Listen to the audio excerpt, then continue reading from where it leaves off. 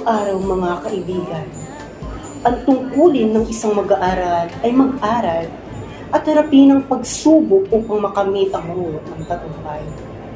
Ngunit paano nga ba kung ang panahon mismo ang magbibigay ng pagsubok sa estudyante? Isang masipag at matyagang mag-aaral. Ilan lamang yan sa mga taglay na katangian ng aming kagrupo na si Marty. Ang aming tungkulin ay maghanap ng masisipag na ideal. Ngunit walang idea si Marty na ngayong araw siya ang aming tampo sa grade ito.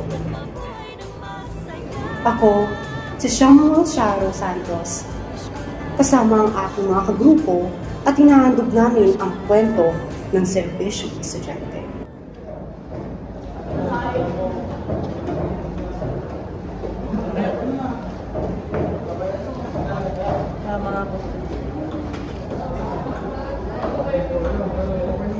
Questions eh.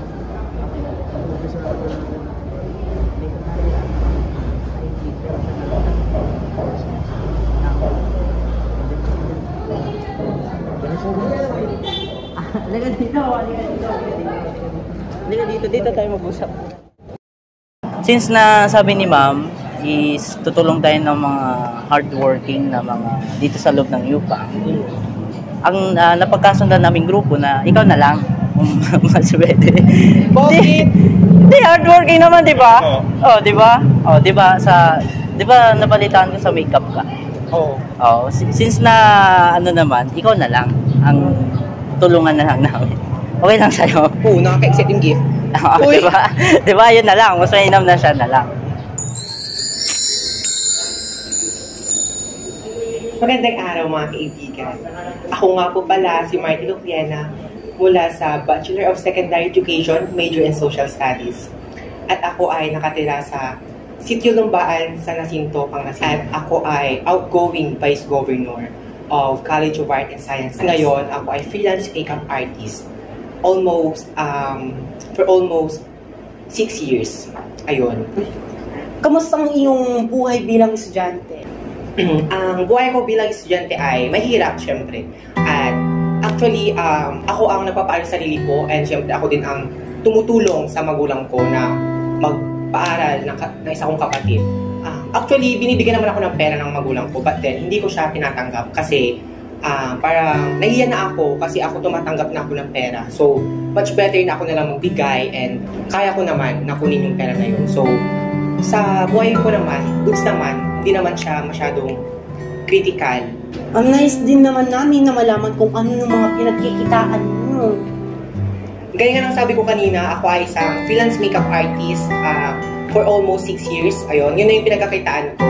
Sa isang buwan, nakakapagtustos naman ako sa akin tuition, pambayad ng kuryente sa bahay. Kasi po, dalawa po yung bahay namin. Yung isa sa akin and yung sa kapatid ko. And yung isa nandito sa Pantal, which is yung work nila mami ko na pharmacist and yung daddy ko na nagbebenta po.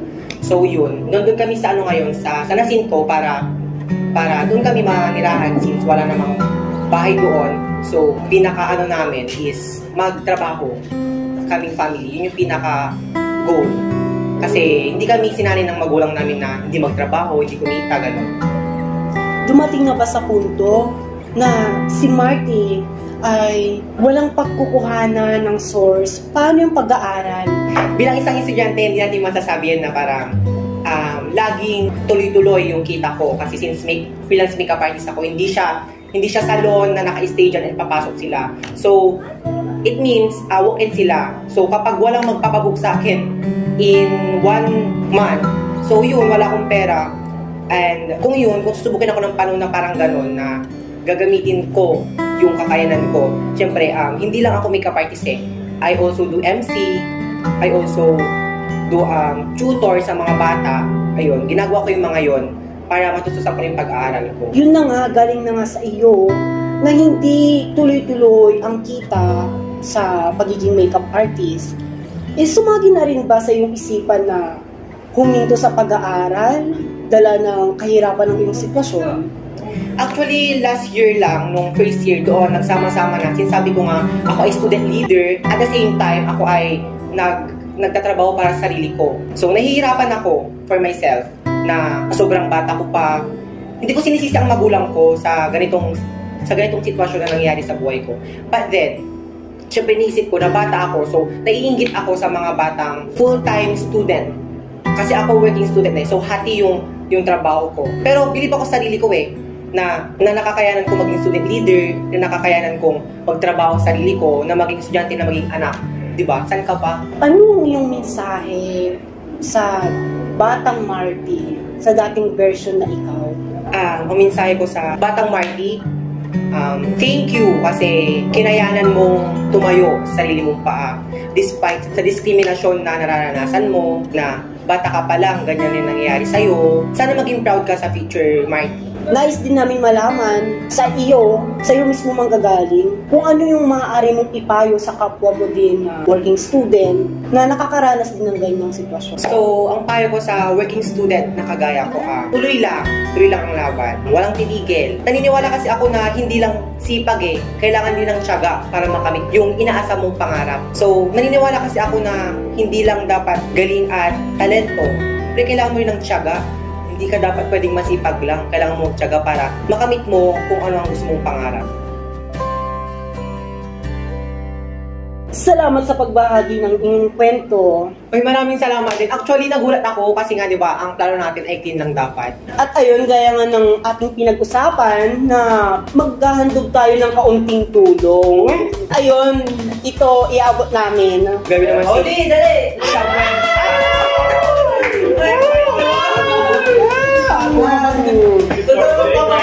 Uy, totoo to.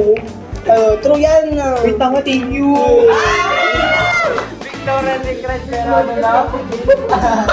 Ano to, clipboard? Uy, thank you. Na-appreciate ko. Makakatulong talaga sa'yo. At hindi lang yan. May financial assistant din kami.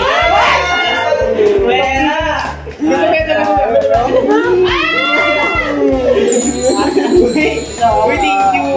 Ilan to? Hulaan natin. Wala mo. Mayroon din! Nanginginig ako, Bill. Tingin ako. 1K. Thank you. Ano talaga sa'yo yan, be? Ayun. So, sana ang programa ito madami pang matulungan. Sana tuloy-tuloy yung pa-performance stats niyo, Ma'am Ferlyn. Ang saya-saya namin ginawa ito, promise. Like, oh my God. Feeling ko lang masaya Uy, thank you dito Baka magkabag pa ako dito. Hindi na. Dali, bagyan Uy, thank you. Thank you po. Thank you. Maraming salamat dahil natulungan ako ng programa ito. So, gusto ko sabihin, mga Ferlyn, araw-araw yung ganitong performance class para madali pa kayo matulungan. Kasi sobrang proud ako na may ganito ako. Na, thank you so much, guys. I very appreciate it. Nadala sa puso natin. Thank you po.